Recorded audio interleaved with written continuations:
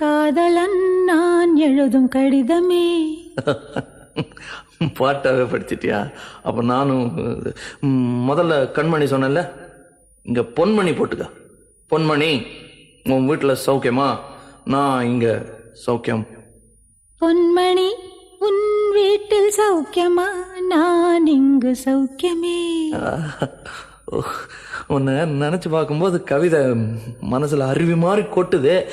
ஆனா அதை எழுதணும்னு உக்காந்தா அந்த எழுத்து தான் வார்த்தை.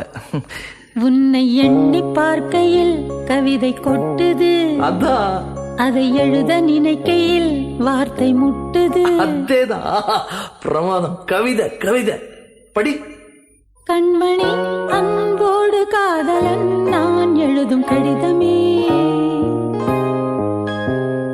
பொன்மணி, உன் வீட்டில் சௌக்கியமா? நான் இங்கு சௌக்கியமே. உன்னை எண்ணி பார்க்கையில் கவிதை கொட்டுது, அதை எழுத நினைக்கையில் வார்த்தை முட்டுது. ஓ